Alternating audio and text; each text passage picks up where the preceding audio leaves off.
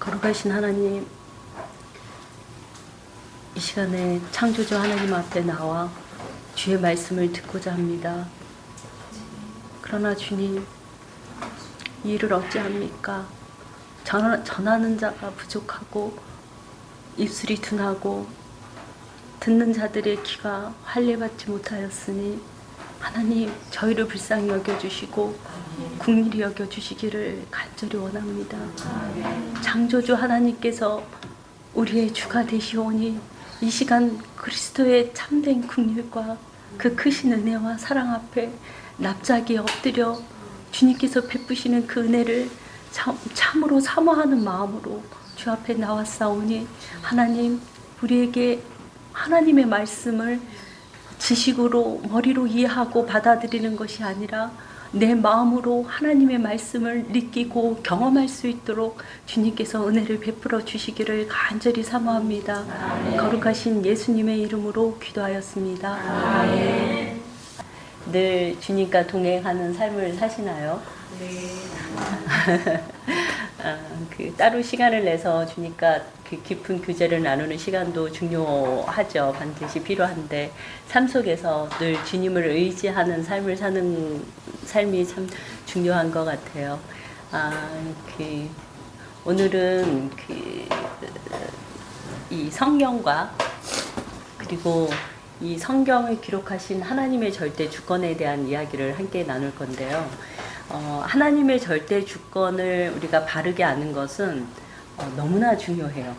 왜냐하면 우리가 믿는 신이 하나님이시기 때문에 그분이 어떤 분이신지를 정확하게 알고 시작하는 건 굉장히 중요해요. 그래서 제가 따로 그것을 시간을 내서 하기에도 분량이 워낙 많아서 아마 한 2-3주 정도는 제가 이제 앞부분에 그 진도에 맞춰서 그 진행을 할 거고, 한 30분 정도는, 그리고 한 또 20-30분 정도는 하나님의 절대 주권에 대한 이렇게 성경 말씀을 같이 나눌 거예요. 그래서 오늘은 그 성경에 대한 이야기를 나누고 싶은데요. 이게 성경 책이잖아요. 이 세상에 있는 모든 책들은 잘 아시고 계신 것처럼 저자가 있어요. 성경책, 그러니까 모든 책들은 그 책을 쓴 저자가 있어요. 그러면 이 성경책은 누가 썼을까요? 성령님이요. 그쵸. 이제 물론 저자가 뭐 그 모세도 있고 다윗도 있고 뭐 바울도 있고 베드로도 있고 요한도 있고 여러 사람이 있지만 이 성경은 하나님께서 쓰신 책이죠. 이 하나님은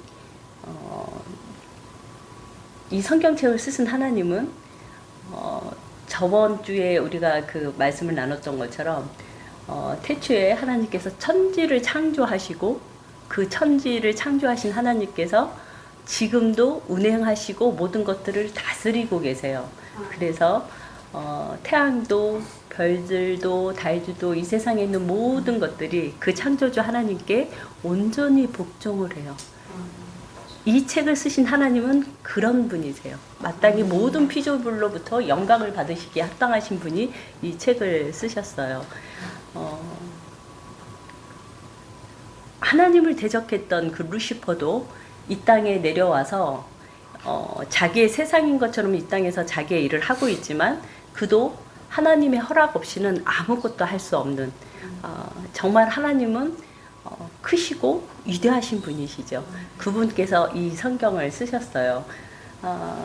근데 이 성경은 인쇄되어 있는 글로 되어 있잖아요. 다시 말씀드리자면 하나님께서 이 성경을 쓰실 때 우리가 마치 글을 쓸 때 펜으로 이제 글을 쓰죠. 이제 제가 만약에 어떤 책을 쓴다면 펜으로 글을 쓰는데 많은 펜들 중에 검정색으로 쓸 건지 아니면 빨간색을 쓸 건지 야광펜으로 쓸 건지 제가 선택을 하죠. 그리고 제가 원하는 내용을 써요. 그래서 그 볼펜이 글을 쓴다고 해서 이 글은 내가 쓴 거야 라고 볼펜이 이야기할 수 없는 것처럼 마치 이 성경도 하나님께서 합당한 사람을 선택하셔서 하나님께서 직접 쓰셨어요. 그러니까 직접 쓰셨다는 이야기는 단어 하나 결정하는 거, 획 하나 쓰는 것 그거조차도 제가 결정하는 것처럼, 글을 쓸 때 제가 결정하는 것처럼 하나님께서 단어 하나 쓰시는 것도, 획 하나 쓰시는 것도 하나님의 결정 안에서 온전하게 그분의 감동으로 그 사람이 성경을 써 내려간 거죠. 그러니까 모세가 썼다 하더라도 요한이 썼다 하더라도 이 성경은 완벽하게 하나님의 감동으로 쓰여진 책이죠. 그러면 이 책이 얼마나 특별한 책인지 한번 같이 생각해 보는 시간을 가질게요. 그 전능하신 하나님께서 세상을 창조하실 때 이 세상은 흑암으로 가득 차 있고 아무것도 없었을 때 빛이 있으라 이렇게 말씀을 하시니까 빛이 생겨버렸어요. 그리고 그 큰 광활한 우주와 태양과 별들과 그 모든 은하계와 그리고 이 지구의 아름다움 그리고 동식물들의 그 종류대로 바다에 있는 그 물고기들이 그 종류대로 곤충도 벌레도 그 종류대로 이 모든 것들을 다 창조하시고 인간 하나님의 형상을 닮은 인간까지 창조하시는데 소요된 시간이 6일이죠. 6일 동안 세상을 창조하시고 그리고 7일째 되는 날 쉬셨어요. 그러면 그 전능하신 그 능력이 많으신 그 하나님께서 우주 만물을 창조하시는데 6일 동안에 창조를 하셨다면 그러면 이 책을 쓰시는 데는 얼마나 걸리셨을까요? 대충 알고 계시죠? 이 책을 쓰시기까지는 하나님께서 1500년 이상의 시간을 쓰셨어요. 그리고 하나님께서 제가 한 가지 볼펜으로만 쓰지 않고 다양하게 그 상황에 맞춰서 여러 가지 볼펜과 펜을 쓰는 것처럼 다양한 사람들을 하나님께서 쓰셨어요. 그러니까 1500년이 넘는 기간 동안 그 전능하신 하나님께서 1500년이 넘는 기간 동안에 40세대, 한 세대, 두 세대, 세 세대 이렇게 이야기하는 그 40세대 이상이 되는 기간 동안 40명이 넘는 사람들의 각기 다양한 직업을 가지고 사는 시대가 다 다른 사람들을 통해서 하나님께서는 이 책을 쓰셨어요.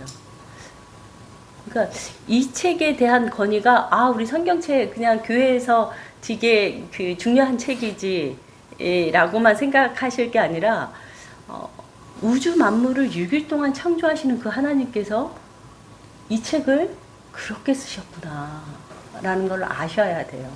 예, 이 책은 정말 아주 특별하고 신비로운 책이에요.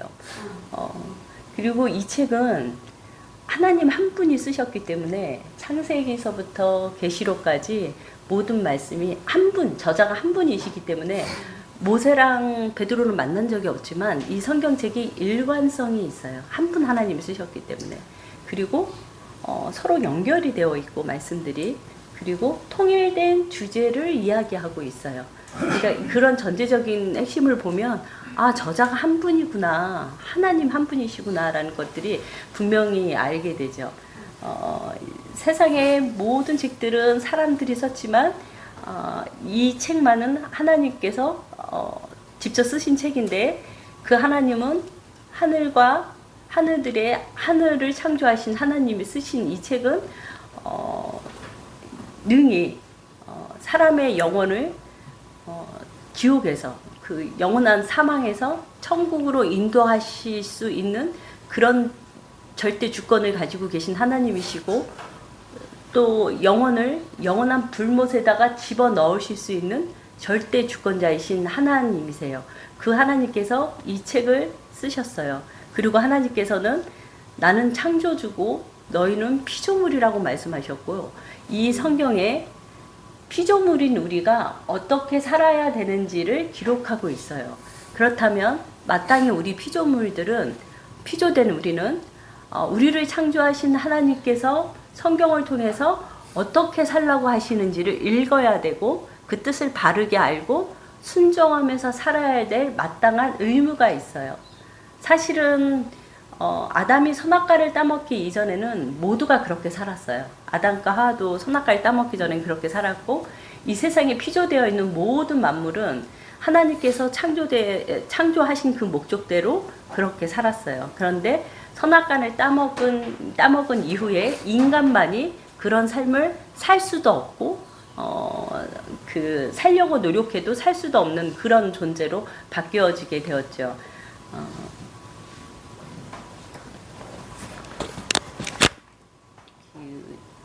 그리고 정말 중요한 말씀이 이 성경에 기록되어 있는데요. 하나님께서는 이 성경을 통해서 뭐라고 말씀하셨냐면요. 모든 사람들은 아담이 선악과를 따먹고 원죄를 지어서 아담의 모든 후손들은 육체와 영혼이 분리되는 날 영원히 지옥에 들어간다고 말씀하시고 계세요. 그런데 그 영원한 그 불못에서 사망에서 생명으로 인도할 수 있는 유일한 길이 있는데 그 길이 기록되어 있다고 주님께서 말씀을 하셔요. 그러면 이것이 사실이라면 우주 만물이 실제로 존재하고 그것을 창조하신 분이 하나님이신 걸 우리가 이전에 들었어요. 그리고 알고 있고 믿고 있어요. 실제로 그분이 창조한 것들은 우린 매일 봐요. 매일 누리고 있고 매일 보고 있어요. 그 하나님께서 이 세상을 창조하신 그 하나님께서 영원히 지옥에 떨어져야 될 우리가 생명의 길로 인도할 수 있는 유일한 길이 이 책에 기록되어 있다고 한다면, 그러니까 그 사망은 뭐 1000년, 뭐 10,000년 이렇게 살다가 나올 수 있는 사망이 아니라 영원한 사망이에요. 그 영원한 사망에서 생명의 길로 인도하는 그 유일한 길이 이 책에 기록되어 있다고 한다면 우리는 이 책을 얼마나 간절히 사모하면서 이 책을 보고 싶어 하겠어요. 만약에 하나님께서 이 책을 이 세상에 하나만 남기셨다면 그리고 영원한 생명으로 가는 유일한 길이 이 책에만 기록되어 있다면 아마도 진짜 어리석은 사람이 아니라면 내 재산을 다 팔아서 이 책만 살 수 있다면 정말 이 책을 살기 위해서 몸부림칠 거예요. 여기에 영원한 생명으로 가는 길이 기록되어 있으니까. 만약에 모든 사람들에게 이 책을 한 번만 읽을 수 있는 기회를 준다면, 평생에 한 번만 읽을 수 있다라고 이 책을 만약에 주어진다면 이 책을 받아서 첫 장에 창세기 1장 1절을 딱 펴서 읽을 때 그 마음이 어떨까요? 이 성경책을 들고 그 책을 읽어서 창세기 1장 1절을 딱 폈을 때 심장이 얼마나 쿵쾅거리고 이 손이 얼마나 떨릴까요? 그러면서 이 성경을 딱 펴고 태초에 하나님이 천지를 창조하신다는 말씀을 딱 읽었을 때 하나님이 천지를 창조하셨구나. 그분이 어떤 분이실까? 그리고 그분은 왜 천지를 창조하셨을까? 그리고 이 시대에 하나님께서는 나를 왜 이 땅에 보내셨을까? 그러면 나의 육체의 삶이 다 끝나면 그러면 나는 어디로 가는 걸까? 라는 고민과 생각을 가지고 이 성경에서 그 해답을 찾기 위해서 몸부림치면서 읽게 될 것 같아요. 아주 천천히 아주 집중해서 몰입해서 정말 이 말씀을 한마디 한마디 놓치지 않으려고 이 성경을 보게 될 것 같아요.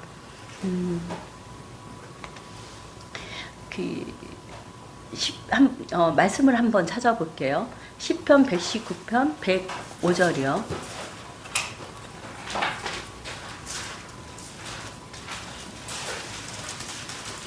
시편 119편 105절에 보면요.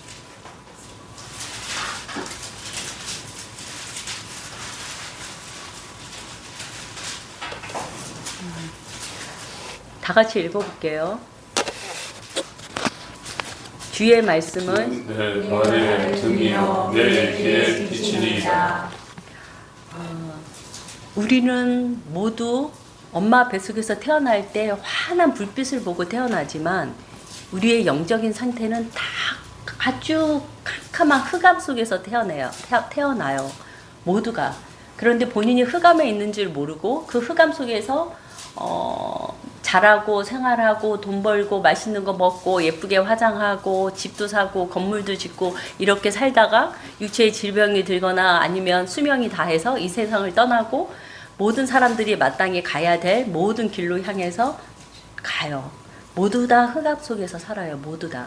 그런데 우리가 육체를 떠나기 전에 흑암 속에서 그런 삶을 살고 있을 때에 하나님께서 이 땅에서 나오는 빛이 아닌 하나님께서 비춰주시는 생명의 빛을 비춰주시면 그것을 보고 그 흑암에서 나와서 그 빛을 따라갈 수 있는데 이 119편 105절에 그 빛에 대해서 뭐라고 말씀하셨냐면 주의 말씀은 내 발의 등불이요. 우리 발로 걸어서 가잖아요.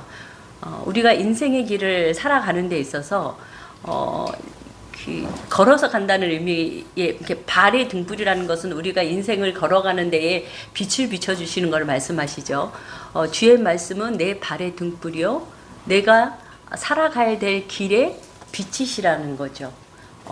이 하나님의 말씀은 그냥 우리가 읽으면 정말 유익한 말씀이다가 아니라 흑암 속에서 태어난 영원한 사망 안에서 태어났고 그 사망 안에서 살 거고 그리고 영원한 육체와 영혼이 분리되면 영원한 사망으로 갈 우리들에게 육체와 영혼이 분리되기 전에 하나님께서 생명의 빛을 비춰주시는데 그것이 하나님의 말씀이라는 거죠.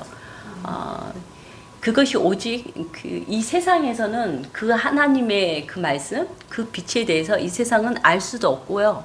가르쳐 줄 수도 없고, 과학자들도 아무리 연구를 해도, 과학적으로 정확하게 설명을 할 수 없는, 태초에 하나님이 천지를 창조하셨고, 이 세상을 어떻게 창조하셨는지, 그리고 그분의 계획이 무엇인지를 이 성경에 자세히 기록되어 있죠. 우리가 이 성경을 조심스럽게 이렇게 읽다 보면은요,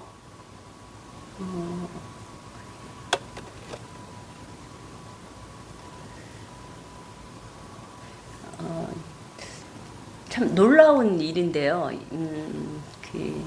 모든 사람들에게 이렇게 성경이 주어져서 간절한 마음으로 성경을 읽어도 사실은 하나님께서 이 성경에 기록되어 있는 그 하나님의 본래의 뜻을 우리 모든 사람들이 동일하게 같은 영적인 상태로 이 성경을 볼 수가 없어요.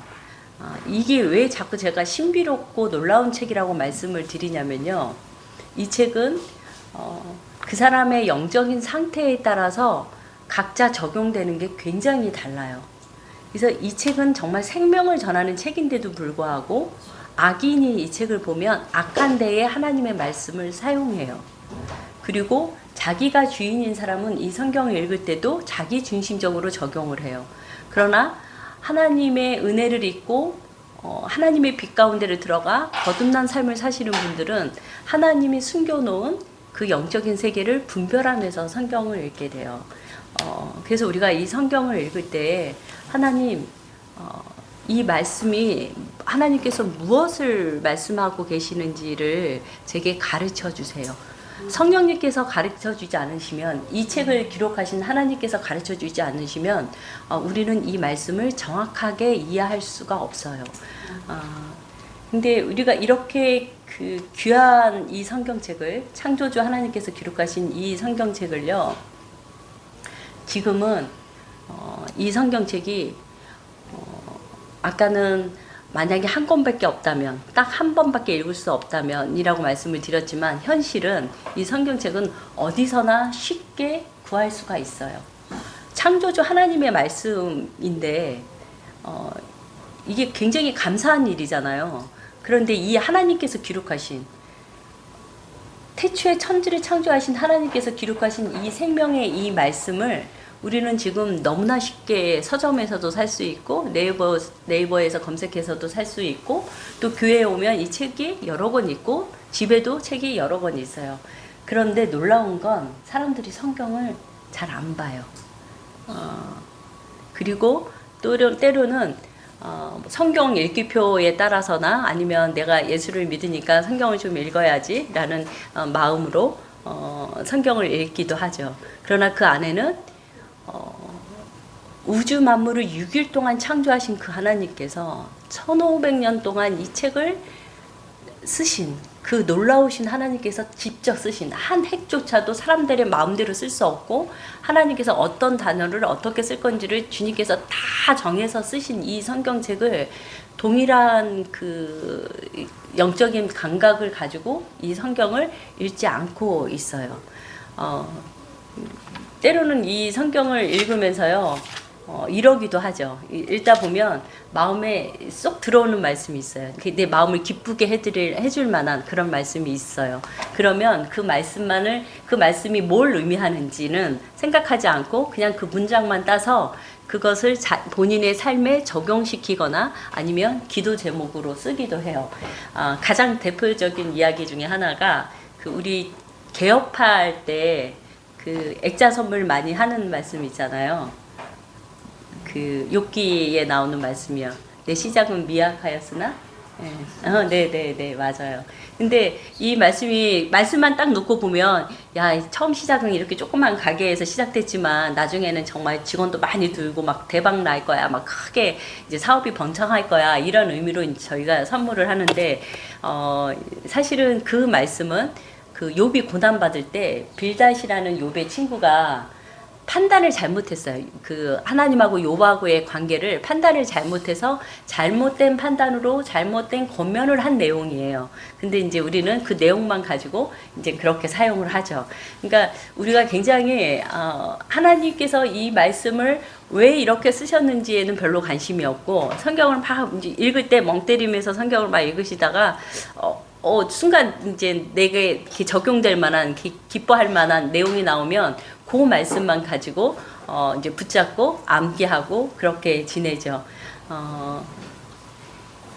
이 성경은 하나님의 말씀이기 때문에 하나님과 동등된 권위를 가지고 있어요.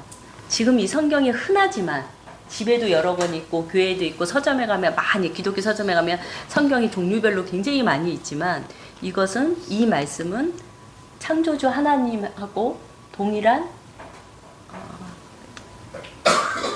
동일한 권위를 가지고 있는 책이죠. 그래서 하나님께서는 시간이 많이 지나더라도 하나님께서 쓰신 이 책의 말씀이 변질되지 않게 하셨어요. 네, 그래서 이 성경을 처음 기록했던 선지자들은요, 하나님의 감동에 따라 이 말씀을 기록했고요. 그때는 이제 지금처럼 종이가 없었으니까 구약 성경을 기록할 때 종이가 없었으니까 양가죽으로 기록을 하거나 파피루스라고 하는 그 갈대 종이가 있었어요. 거기다가 하나님께서 감동해 주시는 그 말씀을 기록했었어요. 그것이 성경의 원본이었었어요. 근데 그 원본은 영구적인 게 아니에요. 시간이 많이 지나면 글씨가 흐려지거나 찢어지거나 없어질 수 상할 수 있었기 때문에 이것을 필사해야 됐어요. 똑같이 하나님의 감동으로 선지자들은 성경을 썼고 그리고 그거를 똑같이 필사를 해서 보존해야 됐고 또 좀 더 많은 사람들이 그 책을 읽어야 되기 때문에 필사를 해야 됐어요. 근데 이렇게 구약의 많은 이 분량을 필사하다 보면 혹시 실수할 수 있잖아요. 그래서 이거를 필사했던 그 사람들이요, 서기관들이 어떻게 하면 이 성경을 완벽하게 옮길까 고민을 해서 여러 가지의 것들을 만들어냈는데 그것들이 아무리 귀찮고 힘들고 어려웠다 하더라도 번거로운 일이라 할지라도 이 말씀을 온전하게 필사해서 옮기는 데에 최선을 다했어요. 그래서 그들이 사용했던 방법 중에 하나가 어떤 게 있었냐면요. 그 구약에 보면 여러 책들이 모여서 한 구약이 되잖아요. 그 중에서 한 권 책을 예를 들어서 말씀해 드려볼게요. 창세기 한 권을 한 권이라고 얘기해요. 그 창세기 한 권에서요. 그 단어들을 낱말들을 다 세는 거예요. 글자 하나하나를 그 처음부터 마지막까지 글자를 다 개수가 몇 개인지를 다 세서 가장 중앙에 있는 글씨를 체크를 해요. 그리고 이 성경 구약 창세기부터 그 말라기까지 그 구약의 모든 성경에 글씨의 단어를 다 세요. 일일이 다 세가지고 그 중에서 가장 가운데에 있는 글씨를 체크를 해요. 그래서 필사를 다 한 다음에 체크했던 그 글씨가 동일하게 똑같이 거기에 나오는지. 그러니까 단어가 하나 빠지거나 무슨 단어가 들어가거나 아니면은 그게 단어가 만약에 뭐 2글자였는데 그게 3글자 단어로 다른 단어로 바뀌었다든지 이러면 그 중앙에 똑같이 표시되어 있는 글자가 맞지 않은 거죠. 그럼 다시 체크를 하는 거죠. 그러니까 아무리 번거롭고 힘들더라도 이 말씀을 완전하게 보존하기 위해서 그렇게 애를 썼어요. 그래서 1947년도에 사해사본이라는 것이 발견이 됐어요. 이거는 이제 추측하기로는 BC 1세기경에 발견되어진 성경책인데요. 이것이 발견되기 전에 가장 오래된 사본이 갑자기 생각이 안 나네. 마소라 사본. 마소라 사본은 BC 10세기경에 쓰여진 책이잖아요. 그러니까 사해 사본하고 마소라 사본하고는 천년의 기간이 있었고 몇십 번의 필사가 이렇게 필사를 해온 거죠. 근데 천년의 기간을 두고 몇십 번의 필사를 했던 그 성경을 두 가지를 놓고 비교했는데 거의 비슷했다는 거죠. 그러니까 얼마나 철저하게 성경을 필사할 때 완벽하게 보존하기 위해서 그 서기관들이, 그 유대 서기관들이 굉장한 애를 썼다는 거죠. 그래서 AD 1세기경에 있었던 유대 역사가인 요세푸스는요, 오랜 세월 동안, 유대인들의 그 오랜 세월 동안 이 성경을 그 어떤 누구도 한 획도, 그리고 어떤 단어도 수정하거나 빼거나 더할 생각조차를 하지 못했다. 그러니까 너무나 완벽하게 다 체크하면서 그 필사를 했기 때문에 그렇게 성경이 완벽하게 보존이 되어진 거죠. 구약 성경이요. 근데 지금 우리가 보고 있는 성경은 조금 달라요.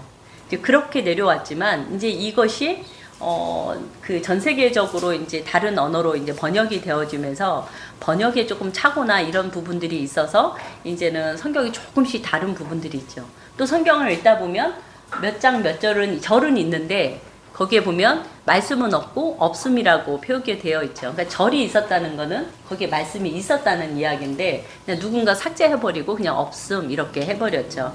그래서 지금 우리가 읽고 있는 성경은 원본하고는 조금 그런 부분들이 이렇게 미흡한 부분이 아주 조금 있는 게 사실인데요. 그러나 이 성경이 그러면 하나님께서 태초에 기록하셨던 그 원본의 성경하고 본질적으로 달라졌느냐? 그거는 전혀 그렇지 않아요. 그리고 그 원본하고 조금 더 가까이 볼 수 있는 방법이 있는데 그것이 뭐냐면 이렇게 한 권의 성경만 가지고 보시지 마시고 그 새번역 성경이랑 킹제임스 성경을 같이 놓고 보시면 많이 도움이 돼요. 그래서 그 책을 같이 놓고 이 성경을 같이 보시면 하나님께서 처음에 기록했던 그 원본의 성경과 크게 다르지 않게 성경을 볼 수 있게 되는 거죠.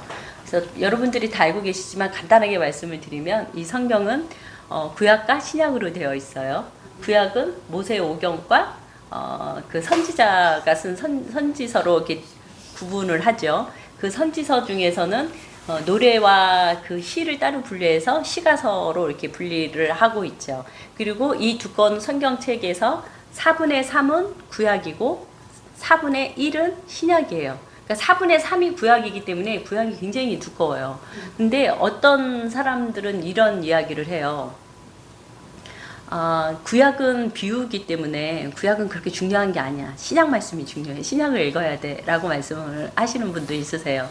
그런데 만약에 구약이 그렇게 중요한 말씀이 아니라면 그냥 비유로 그냥 이렇게 치우쳐도 될 만한 말씀이라면 왜 하나님께서 그렇게 오랜 기간 동안 기록하셨던 이 성경책을 4분의 3을 구약 성경으로 하셨을까요?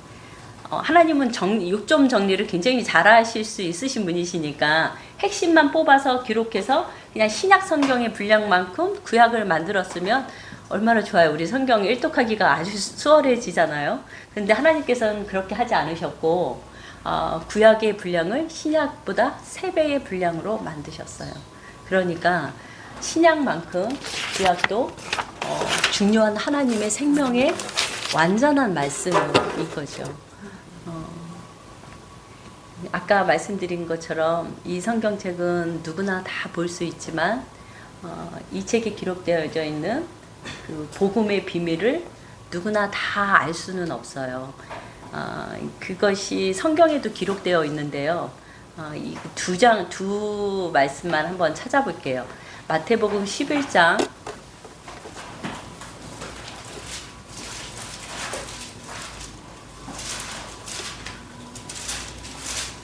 마태복음 11장 25절에서 27절까지 한번 읽어볼게요.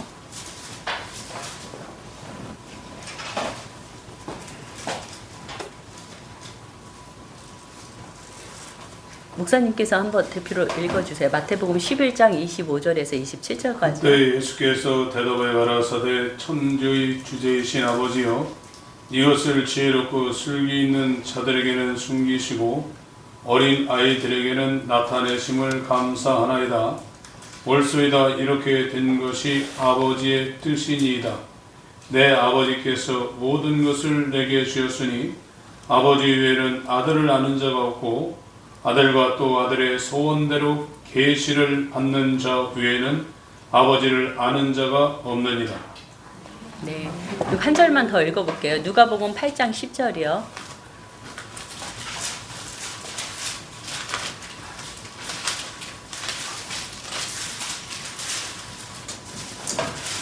가라사대 하나님 나라의 비밀을 아는 것이 너희에게는 허락되었으나 다른 사람에게는 비유로 하나니 이는 저희로 보아도 보지 못하고 들어도 깨닫지 못하게 하려 함이니라.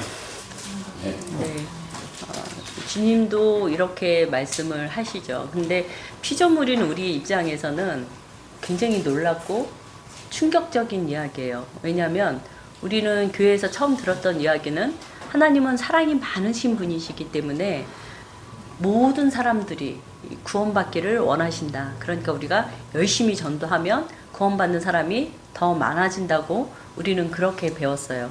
근데 여러분들도 다 알고 계시겠지만 디모데전서 2장 4절에 나와 있는 그 말씀은 모든 사람이 구원받기를 원한다고 주님께서 말씀하신 그 말씀은 세상에 있는 모든 사람들이 다 구원받기를 원해 이런 뜻이 아니라 유대인이나 헬라인이나 유대인들이나 이방인들 중에 택하신 자들의 구원을 이야기하고 있지 모든 사람들의 구원을 이야기하고 있지 않아요. 만약에 모든 사람들이 구원받기를 하나님께서 원하셨다면 하나님은 말씀으로 우주를 창조하신 분이세요. 그러니 그분께서는 지금 우리 구원받는 사람들보다 훨씬 많은 사람들을 구원시킬 수 있으신 분이세요. 그런데 지금 현실은 정말 구원받은 사람이 적고 그리고 태어나서 한 번도 복음을 듣지 못하고 죽는 사람들이 굉장히 많아요. 그러니까 하나님께서는 이 세상에 살고 있는 모든 사람들이 다 구원받기를 원해 이런 의미로 말씀하신 건 아니죠. 마치 이 복음은요, 밭에 숨겨진 그 보물과 같은데요. 모든 사람들이 밭은 볼 수 있어요. 모든 사람들이 밭은 볼 수 있어요. 그렇지만 밭에 숨겨져 있는 그 보물은 하나님께서 보게 하시는 사람만 밭에 숨겨져 있는 보물을 보게 돼요. 근데 그 보물을 발견한 사람은 너무나 기뻐해요. 그래서 자기가 가지고 있는 것이 가치가 밭에 숨겨져 있는 게 훨씬 크다는 걸 알아요. 하나님께서 그걸 깨닫게 해주셨어요. 지정의로 알 수 있는 게 아니라 하나님께서 가르쳐 주신 거예요.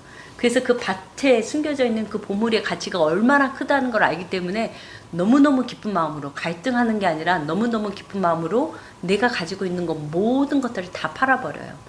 그것이 시간이든 생명이든 내 자아의 어떤 소원이든 내가 살고 싶은 삶이든 이제 목회하시는 목사님께서는 내가 이루고 싶은 어떤 목회의 성공이든 이런 모든 것들을 그 보물을 발견하는 순간 이것이 아무것도 아니라는 것을 그냥 알아버리기 때문에 그것을 버려버리고 그 밭을 살게 되죠. 하나님께서는 그것이 바로 하나님의 뜻인데요. 하나님께서는 뜻을 정하시고 그리고 그 뜻을 이루어 나가세요. 그것이 성경에 기록되어 있어요. 하나님께서 뜻을 정하시고 그 뜻을 이루어 나가시는 것이 성경에 기록되어 있죠. 그분은 창조자이시고 참 신이시고 유일하신 신이시고 그분은 절대 주권자이기 때문에 그렇죠. 그래서 요한복음 17장 3절에 영생은 그 유일하신 참 하나니까 그가 보내신 자 예수 그리스도를 아는 것이라고 이야기했잖아요. 그러니까 영원히 사는 것은 참 하나님을 아는 거래요. 다시 말씀드릴게요. 영원히 사는 거는 참 하나님을 알고 그가 보내신 자 예수 그리스도를 알고 믿는 거죠. 그러니까 하나님을 알아야 된다는 거죠. 기독교는 절대 주권자이신 하나님을 바르게 알고 신앙생활 하는 것이 생명의 시작이에요. 다시 한번 말씀드릴게요. 기독교는 절대 주권자이신 하나님을 바르게 알고 신앙생활을 시작하는 것이 그것이 생명의 시작이에요. 그런데 교회에 출석하고 있는 많은 분들이 성경에서 이야기하고 있는 절대 주권자이신 그 창조주 하나님을 자기가 원하는 신으로 상상해서 만들어 놓고 그 신을 열심히 섬겨요. 이건 다시 말씀드리면 이방신을 섬겨요. 그러니까 교회를 다니면서 이방신을 섬기는 일을 하는 거죠. 그래서 절대 주권자이신 하나님을 바르게 아는 것은 정말 중요해요. 이것이 생명이에요.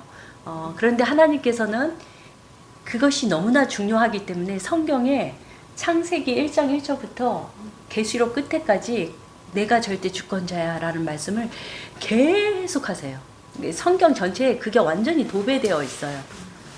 하나님의 사랑으로 도배되어 있는 게 아니라 내가 절대 주권자야 라는 말씀이 전체 다 도배가 되어 있어요. 그래서 하나님께서는 직접 하나님께서 설교하셔요. 우리에게 내가 절대 주권자야. 내가 창조자고 내가 주인이야. 너희는 피조물이야. 라고 하나님께서 직접 성경을 통해서 우리에게 설교하고 계세요.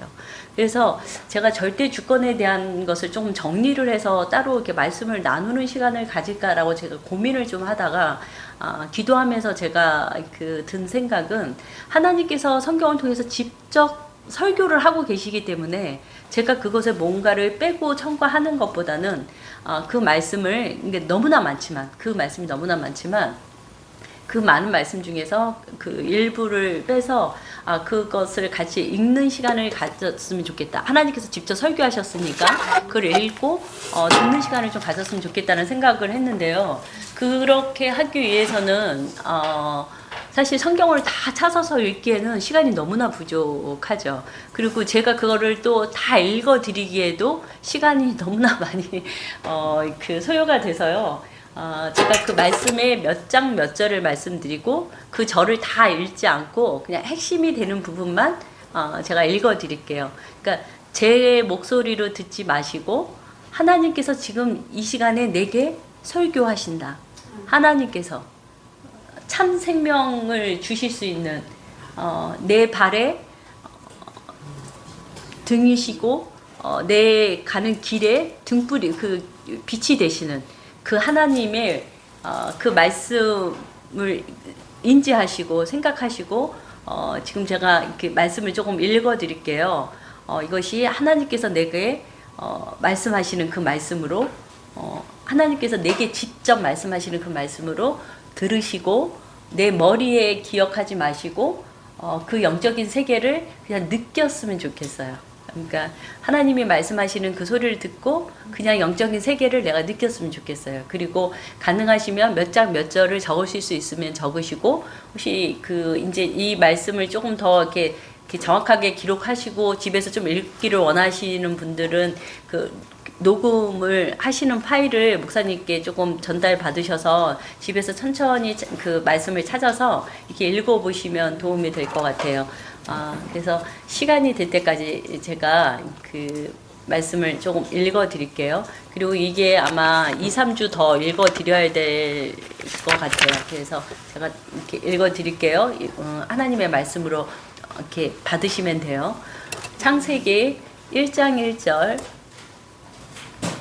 태초에 하나님이 천지를 창조하시니라. 아멘. 창세기 48장 15절. 나의 출생으로부터 지금까지 나를 기르신 하나님. 이건 야곱이 요셉에게 축복할 때, 야곱이 죽기 전에 요셉에게 축복할 때 하셨던 이야기인데요. 나의 출생으로부터 지금까지 나를 기르신 하나님. 신명기 32장 39절. 나를 죽이기도 하며 살리기도 하며 상하게도 하며 낫게도 하나니 내 손에서 능히 빼앗을 자가 없도다. 민수기 11장 20절. 그들이는 가나안에 있는 모든 왕들을 이야기하고 있어요. 그 가나안의 모든 왕들, 그들의 마음이 완악하여, 가나안의 왕들의 마음을 완악하게 하여 이스라엘을 대적하여 싸우러 온 것은, 왕들이 이스라엘을 대적해서 싸우려고 모였는데요. 하나님 뭐라고 말씀하셨냐면 여호와께서 그렇게 하신 것이라. 사사기 9장 23절. 하나님이 아비멜렉과 세겜 사람들 사이에 악한 영을 보내심에 세겜 사람들이 아비멜렉을 배반하였으니. 그러니까 사람들 관계에 있어서 어떤 일들이 일어날 때 하나님의 절대 주권이 그 안에 일어나는 거죠. 악한 영을 보내심에 세겜 사람들이 아비멜렉을 배반하게 되어진 거죠. 사무엘상 1장 5절. 여호와께서 여기서는 한나를 얘기하고 있는데요. 한나가 잉태하지 못하게 하시니라는 말씀이 나와요. 사람이 아이를 낳고 그렇지 못하는 이 모든 일도 절대 주권자이신 하나님께서 하시는 거죠. 그리고 한나의 기도인데 들어보세요. 사무엘상 2장 6절. 여호와는 죽이기도 하시고 살리기도 하시며 수월에 내리기도 하시고 가난하기도 하시고 부하기도 하시며 낮추시기도 높이시기도 하시는도다. 네, 하나님이 절대 주권자이시죠. 사무엘상 10장 6절. 내게는, 이게 사울 왕을 얘기해요. 하나님의 영이 크게 임하리니 너도 그들과 함께 예언을 하고 변하여 새 사람이 되리라.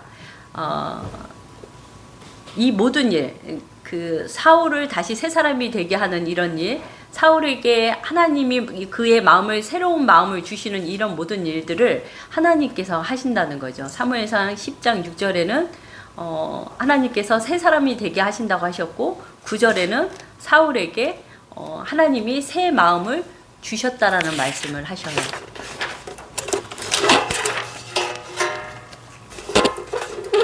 사무엘상 23장 14절.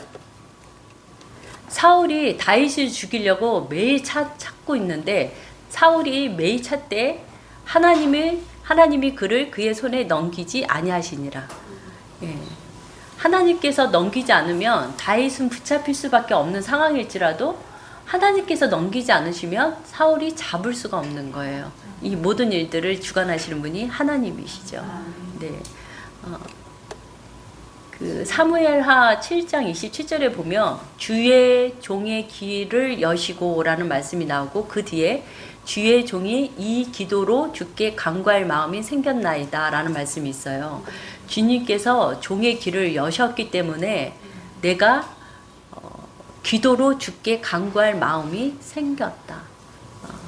그래서 여러분들 기도하실 때 정말 애통하고 간절한 마음으로 기도되지 않을 때도 하나님, 제가 애통하는 심령으로 주 앞에 기도할 수 있도록 하나님 제 마음을 만져주세요 라고 기도하셔요. 하나님께서 우리의 마음을 만져주세요. 사무엘하 17장 14절. 후세의 계약, 이게 지금 이 말씀인데요. 다윗의 아들인 압살론이 이제 예루살렘으로 들어와서 다윗이 도망간 상태였었죠. 그때 이제 압살론이 이제 후세의 계략이 있었고 아이도벨의 계략이 있었었는데 아이도벨이 굉장히 뛰어난 계략가였었죠. 그런데 하나님께서 아이도벨의 계략을 어리석게 만들었어요. 아이도벨의 계략대로 했으면 다윗을 잡을 수 있었는데 하나님께서 그의 계략을 어리석게 한 장면인데 제가 한번 읽어볼게요. 후세의 계략은 아이도벨의 계략보다 낫다 하니 이는 여호와께서 압살론에게 화를 내리려 하사 아이도벨의 좋은 계략을 물리치라고 명령하였음이더라. 그러니까 어떤 어리석은 생각, 좋은 생각과 어리석은 생각 중에서 내가 어떤 것을 선택할 때에 그것이 내 의지로만 일어나는 일이 아니라 하나님의 절대 주권 안에서 일어나는 일들이 있다는 거죠. 열왕기상 19장 18절. 이스라엘 가운데 7,000명을 남기리니 다 바알에게 무릎을 꿇지 아니하고 이렇게 우연히 바르게 그 무릎을 꿇지 않은 사람이 우연하게 막 이렇게 열심히 전도하고 해서 우연하게 7,000명이 됐네가 아니라 하나님께서 그렇게 하신 거예요. 7,000명이 바알에게 무릎을 꿇지 않은 거는 뭐 어떤 사람들끼리 어떻게 모여서 어떤 모임을 자주 갖고 이렇게 그 하나님을 어떻게 막 예배하는 그런 시간을 많이 갖고 해서 그게 뭐 7,000명이 되고 이랬던 거가 아니라 하나님께서 그렇게 하셨다는 거죠.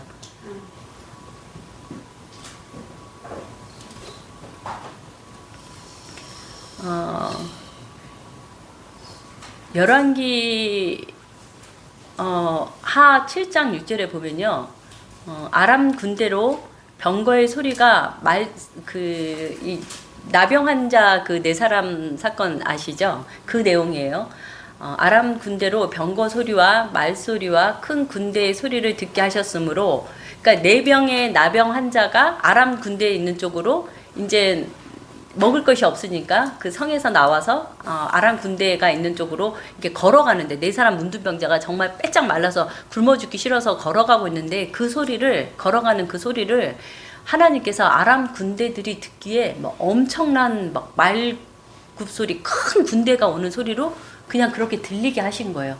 그래서 너무 놀래가지고 이 사람들이 모든 것들을 다 내려놓고 급하게 도망을 가버리는 거죠. 인간으로서는 이해가 되지 않는 어떤 일들을 하나님께서 그렇게 하시면 하나님의 일이 일어나는 거죠. 열왕기 하 19장 22절 25절까지 말씀을 보면요, 이 일은 내가 태초부터 행하였고, 처음부터 행하였고 옛날부터 정한 바라 이제 내가 이루신다는 말씀이 기록되어 있는데요, 하나님께서는 태초부터 행하시고 옛날부터 그것을 하나님께서 직접 정하셨다는 거예요.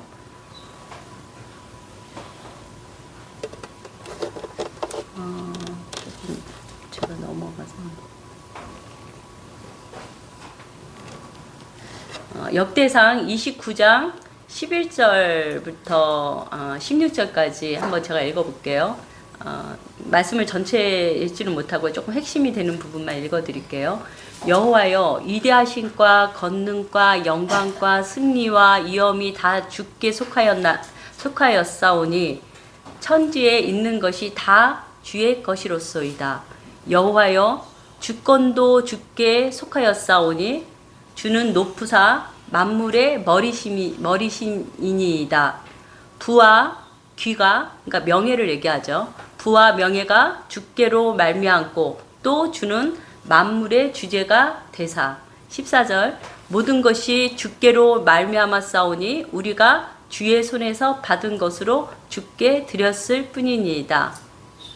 16절 다 주의 손에서 왔사오니.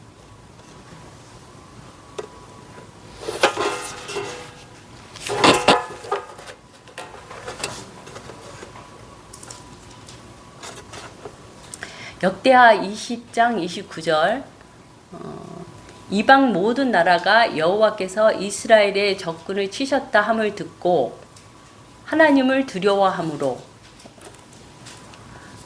역대하 21장 18절 여호와께서 여호람을 치사 능히 고치지 못할 병을 그 창자에 들게 하셨으므로. 하나님께서는 때로는 하나님의 일을 하시는데 사람에게 병을 주셔서 그 사람을 하나님께서 치시기도 하신다는 거죠.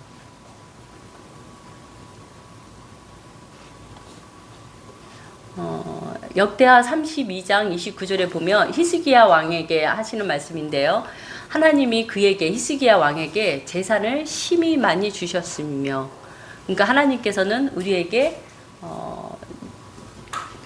하나님이 모든 것들이 주인이 되시므로 부유하게도 하시고 또 물질을 걷어가시기도 하시는 일을 하시죠. 그래서 히스기야 왕에게 하나님께서 재산을 심히 많이 주실 수 있으신 분이신 거죠. 역대하 36장 22절에서 23절 고레스 왕 원년에 여호와께서 고레스 왕의 마음을 감동시키심에 하늘의 신 여호와께서 세상 만국을 내게 주셨고 유다 예루살렘의 성전을 건축하라 하셨나니 라는 말씀이 있어요. 그러니까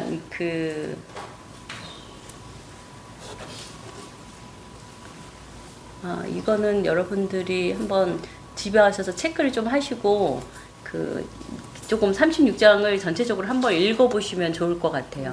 네. 욥기 41장 11절 누가 먼저 내게 주고 나로 하여금 갖게 하겠느냐 온 천하에 있는 것이 다 내 것이니라. 하나님께서 뭐라고 말씀하셨냐면 누가 먼저 내게 주고 나로 하여금 갖게 하겠느냐. 그러니까 예를 들면 전에도 말씀을 드렸지만 내가 하나님께 11조를 드리면 하나님께서 이 11조를 받으시고 내게 물질의 복을 주실 거야. 그러니까 내가 먼저 하나님한테 뭘 드려서 하나님으로 하여금 빚을 지게 해서 내게 뭔가를 갚으시게 할 수 없다는 거죠. 누가 먼저 하나님께 주고 나로 하여금 하나님께로 하여금 갖게 하겠느냐. 온 천하에 있는 것이 다 하나님의 것인 거죠. 우리가 하나님 앞에 드리는 시간이나 물질이나 우리의 생명이나 그 다음에 내 자아의 어떤 욕심, 내가 살고 싶은 어떤 삶을 다 내려놓고 주님 앞에 드리는 거는 주님의 것이기 때문에 마땅히 주님 앞에 드려야 된다는 거죠. 오늘은 여기까지만 할게요. 나머지는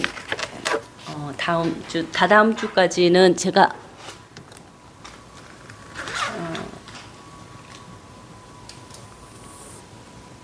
말씀을 하나님의 절대 주권에 대한 이야기는 다다음 주에도 오늘처럼 이제 말씀을 나누고 시간을 조금 비워서 이렇게 성경을 같이 제가 읽어드리고 그 말씀을 정말 마음에 새기고 그 하나님이 말씀하시는 그 하나님의 영적인 세계를 느끼고 경험하는 시간을 가졌으면 좋겠고요. 또 따로 왜냐하면 이거를 사실은 말씀을 전체로 읽어야 이해를 하고 받아들이시는데 제가 시간상 그냥 핵심만 이렇게 찝어서 말씀을 드리니까 무슨 말씀인지 잘 안 와닿을 수 있을 것 같아요. 그렇지만 제가 몇 장 몇 절 이렇게 말씀을 드렸으니까 집에 가셔서 그거를 이렇게 체크하신 부분들을 보셔서 이거는 이거 아는 말씀인데 이 말씀은 처음 보는 말씀인데 이런 말씀이 있네? 이런 관점에서 보시지 마시고 하나님이 진짜 절대 주권자이시구나. 그분은 지금도 이 세상을 주관하고 다스리고 계시구나. 능히 영원한 불못에 빠져서 정말 사망의 그 영원한 사망의 삶을 살 수밖에 없는 우리의 인생을 불쌍히 여기셔서 우리를 그곳에서 견인해 주셔서 능히 우리를 생명의 길로 인도하실 수 있는 분이시구나. 그리고 내가 아무리 잘났고 내가 아무리 예쁘고 많이 배우고 똑똑하고 재산을 많이 가지고 있고 뭐 신분적으로 뭐 굉장한 위치에 있다 하더라도 내가 진짜 그 신학대학교 학장을 하고 있든 아니면 뭐 대형교회 뭐 담임 목회를 하고 있든 능히 내가 하나님의 그 뜻 하나님께서 기뻐하시는 그 복음 안에 내가 들어가 있지 않으면 하나님께서 나를 택하지 않으시면 그 전능하신 하나님은 나를 영원한 불못에 내 영혼을 집어 던지실 수 있으신 분이시구나. 그 하나님께서 성경에 뭐라고 기록을 하셨을까? 그리고 그분은 도대체 어떤 분이실까? 그분의 절대 주권으로 그분은 어떤 일을 하고 계실까? 라는 관점에서 성경을 좀 봐주시고요. 그러면 나는 하나님 앞에서 어떤 존재이고 앞으로 내 남은 삶은 이제 이렇게 생각해. 앞으로 나의 남은 삶 이러면 이제 나이를 생각하실 것 같아요. 그러면 내가 80이니까 앞으로 10년, 20년? 또 어떤 분은 내가 그러면은 30이니까 그래도 앞으로 50년 이상은 조금 여유가 있지? 전혀 그렇지 않죠. 다 알고 계시지만 언제든지 하나님께서 생명을 거두시면 오늘 여기서 뵀던 분들 중에 다음 주에 하나님께서 생명을 걷어가시면 못 만날 분도 있을 수 있는 거죠. 하나님께서 저를 부르시면 제가 갈 수 있는 거고 그 모든 것들이 그분의 주권 안에 있기 때문에 그러니까 시간의 여유가 많다고 생각하시지 마시고요. 그냥 지금 매 순간에 하나님 제가 하나님 앞에서 어떤 존재입니까? 그리고 저는 어떻게 살아야 됩니까? 근데 어떻게 산다는 것을 바르게 안다는 건 바로 뭐를 아셔야 되냐면 하나님의 절대 주권을 진짜로 아셔야 되고요. 그것이 그러니까 말씀을 내가 암기하고 있지 못하더라도 내 안에서 그 영적인 세계를 경험해야 되고 그리고 우리가 알아야 될 것은 내가 얼마나 비참한 존재인지 이게 너무나 중요해요. 하나님 제가 얼마나 비참한 존재인지 알게 해주세요. 근데 그거는 한번 깨닫고 아 내가 이렇게 비참한 존재이구나 하고 다 끝난 게 아니에요. 하나님께서 인도해 가는 그 과정에는요. 육체의 생명이 끝날 때까지예요. 그래서 내가 나는 정말 이렇게 비참한 존재였구나 라고 알아서 이것이 끝났다고 생각하시는데 그 다음의 단계가 또 있어요. 거기서 잠깐 머물렀다가 하나님께서 네가 정말 어느 정도로 비참한 존재인지 알아? 하고 또 다음 단계로 가셔서 그것을 또 가르쳐 주세요. 근데 그 다음 단계로 가셔서 가르쳐 주실 때 엄청난 고난이 있어요. 정말 죽을 만큼 고통스러운 고난을 통해서 하나님께서 우리가 얼마나 비참한 존재인지를 가르쳐 주세요. 그러면 그 안에서 우리가 얻게 되는 건 뭐냐면요. 내가 얼마나 비참한 존재인지를 알았을 때 제가 알게 되는 거는 내가 할 수 있는 것이 아무것도 없구나. 진짜로 주님을 의지해야 되겠구나. 라는 것이 더 커지고 더 커지고 더 커져요. 내 비참함을 알아가면 알아갈수록. 그래서 내가 정말 전적인 타락한 자라는 것을 알았어요. 내가 진짜 전적인 타락한 존재이구나 라는 걸 알고 너무나 비참해했어요. 그런데 하나님께서 어떤 고난을 통해서 어떤 그 상황으로 나의 육체의 연약함을 통해서 어떤 상황으로 몰고 가실 때가 있어요. 그래서 그걸 보고 나는 내가 얼마나 비참한 존재인지 알고 하나님의 절대 주권을 알고 하나님의 사랑을 알기 때문에 내가 이 안에서 정말 하나님의 뜻대로 살아야지 하고 몸부림쳐요. 그래서 자기가 빠져있는 그 죄의 늪에서 빠져나오려고 해요. 왜냐하면 자기는 전적인 타락한 존재인지도 알고 하나님이 전능하신 분이신지도 알고 그분이 사랑이 크신 분이신지도 알아요. 그래서 그분을 정말 의지해서 그곳에서 빠져나오는 방법도 그 전에 경험을 해서 알아요. 그 사람은. 그래서 나오려고 하는데 어떤 느낌이냐면요. 그 사랑과 영혼에서 보면 그 영혼이 물건을 이렇게 만지는데 통과해 버리잖아요. 만질 수가 없잖아요. 이렇게 본인은 만졌는데 자기가 영혼이기 때문에 그 물건을 만질 수 없고 그냥 통과해 버리는 거죠. 마치 그것처럼 느껴져요. 이 죄가 너무나 더럽다는 걸 알아요. 그리고 하나님 기뻐하지 않는다는 걸 알아요. 그리고 본인은 이것을 주님을 의지해서 빠져나온 경험도 있어요. 그래서 이번에도 그렇게 해야지 하고 힘을 줘서 했는데 마치 그 죄를 잡아서 집어 던지려고 이렇게 잡았는데 그냥 통과해 버려요. 아무리 몸부림쳐도 그 죄를 어찌할 수가 없는 자기를 보고 놀래요. 그래서 내 자아가 얼마나 형편없는 존재인지 이 모든 것들을 알고 내가 의지로 이렇게 주님을 의지하면서 노력해도 안 되는구나 라는 것들을 하나님께서 경험케 하게 하셔요.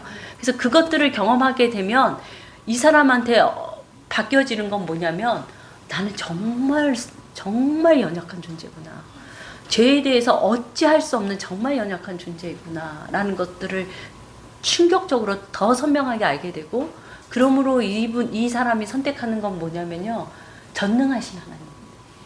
말씀으로 빛이 있으라니까 빛이 있었던 그 전능하신 하나님. 능히 영원한 지옥 불못에서 저를 구원해 주실 수 있는 그 능력이 가신 그 하나님만을 바라봐요. 정말 그분만에게만 납작이 엎드려요. 그래서 그분의 때에 그렇게 엎드린다고 해서 그분이 그날 너 엎드렸으니까 내가 구해줄게 하고 바로 구해주시는 게 아니라 그렇게 엎드리는 삶의 고통을 겪고 있을 때에 하나님의 때가 됐을 때 그 영혼을 견인하시는 거예요. 그때는 조금 빨리 오는 사람이 있고 좀 오래 가는 사람도 있지만 하나님의 선하신 그분의 계획 안에서 하나님의 때에 그 사람을 견인해 하시는 거죠. 이런 삶이 크리스찬들에게 계속 반복이 되어질 거예요. 그래서 이 세상에서 살아가는 나의 어떤 감각적인 것, 이렇게 세상 사람들 보기에 전혀 죄가 아니지만 이 땅에 내가 태어날 때 가지고 태어난 어떤 자아, 감각적인 것들이 하나님께서 다 쳐나가셔요. 그래서 정말 하나님의 온전한 사람으로 하나님께서 만드셔요. 그래서 하늘에 살기에 합당한 사람으로 우리를 만들어 가셔요. 통증이 굉장히 심하고 고통스럽지만 때로는 너무 외롭고 그 외로움이 너무나 고통스럽지만 하나님께서는 나와 함께 하시는 그 함께 하심을 느끼게 하시고 또 그분의 손길로 나를 인도하시는 그 주님의 임재, 주님께서 함께 하시는 그 평안함 가운데서 그 길을 갈 수 있도록 하나님께서 이끌어 가셔요. 그러나 또 중요한 건 이 은혜를 모든 사람에게 주시지는 않으셔요. 그러니까 우리는 날마다 주님의 그 크신 주님의 그 절대 주권 앞에 피조물로서 누가 하나님께서 은혜를 베푸실지 누구에게 은혜를 베푸시지 않으실지 우리는 알 수 없으니 절대 주권자이신 그 하나님 앞에 우리는 늘 납작하게 엎드리셔야 되고요.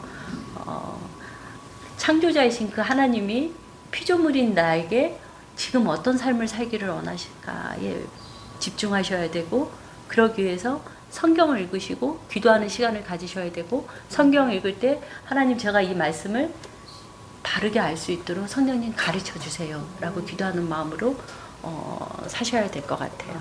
네. 이 시간에 하나님 저를 불쌍히 여겨주세요 라고 기도하시고 주기도문하고 그리고 마칠게요. 하신 하나님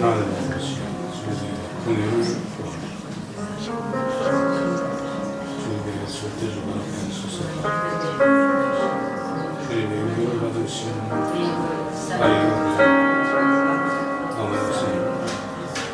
주님